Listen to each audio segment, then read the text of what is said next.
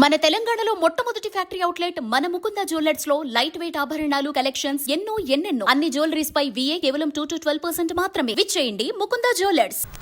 నల్గొండ వేదికగా 13,000 కోట్ల వ్యయంతో చేపడుతున్న హ్యామ్ రోడ్ల నిర్మాణ పనులకు సీఎం రేవంత్ రెడ్డి శ్రీకారం చుట్టారు. ఒట్టేసి చెబుతున్నా మూసీ ప్రక్షాళన చేసి తీరుతారన్న సీఎం ఎస్ఎల్బీసీ కూడా వచ్చే ఎన్నికల్లోగా పూర్తి చేస్తామని హామీ ఇచ్చారు.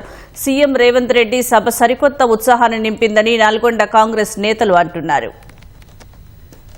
రాష్ట్రంలో రోడ్లు భవనాల శాఖ ఆధ్వర్యంలో చేపడుతున్న హైబ్రిడ్ యాన్యుటీ మోడల్ రోడ్లకు ముఖ్యమంత్రి రేవంత్ రెడ్డి నల్గొండ జిల్లా కనగల్ వేదికగా శంకుస్థాపన చేశారు. ఇందుకు సంబంధించి ఏర్పాటు చేసిన పైలాన్ను ఆవిష్కరించారు. 13,006 కోట్ల రూపాయల అంచనా వ్యయంతో 34 ప్యాకేజీలుగా రాష్ట్ర వ్యాప్తంగా 6,092 కిలోమీటర్ల మేర 441 రహదారులను హ్యామ్ పద్దతిలో బలోపేతం చేయనున్నారు. 40% నిధులను రాష్ట్ర ప్రభుత్వం ఇస్తుండగా 60% నిధులను కాంట్రాక్టర్ సంస్థ బ్యాంకు రుణాల ద్వారా సమకూర్చుకోవాల్సి ఉంటుంది. R&B శాఖ మంత్రి కోమటిరెడ్డి వెంకటరెడ్డి తాను ప్రాతినిధ్యం వహిస్తున్న నల్గొండ నియోజకవర్గం నుంచి సీఎం చేతుల మీదుగా హ్యామ్ రోడ్ల ప్రారంభోత్సవం చేయించారు. మళ్ళొచ్చే ఎన్నికల లోపల SLBని పూర్తి చేసి కృష్ణానది జలాలను నల్లగొండ నేల మీద పారిస్తా మీ పంటలు పండించే విధంగా 100% SLBCని పూర్తి చేయడమే కాదు, డిండి ప్రాజెక్టును పూర్తి చేయడానికి సంపూర్ణంగా నేను సహకారం అందిస్తా.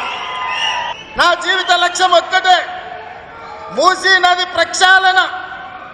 మోడీ సబర్మతి కాదు, ఢిల్లీ యమునా కాదు, యోగి గంగా నది కాదు.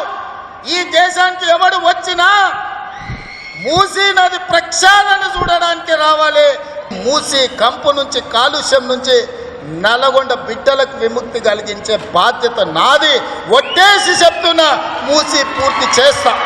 నల్గొండలోని నాగార్జున కళాశాలలో ఏర్పాటు చేసిన బహిరంగ సభలో పాల్గొన్న సీఎం రేవంత్ రెడ్డి కీలక వ్యాఖ్యలు చేశారు.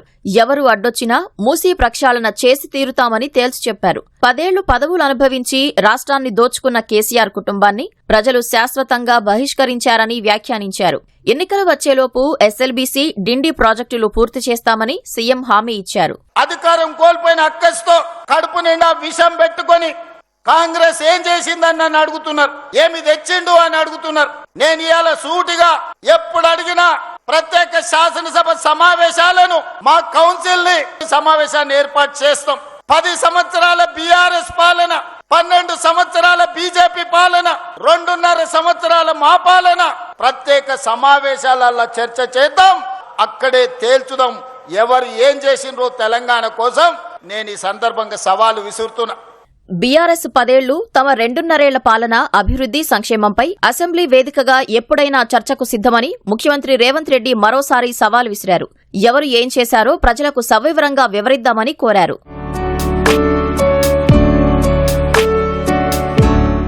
మంత్రి కోమటిరెడ్డి వెంకటరెడ్డి నేతృత్వంలో నిర్వహించిన బహిరంగ సభ విజయవంతమైందని నల్గొండ కాంగ్రెస్ నాయకులు సంతోషం వ్యక్తం చేస్తున్నారు.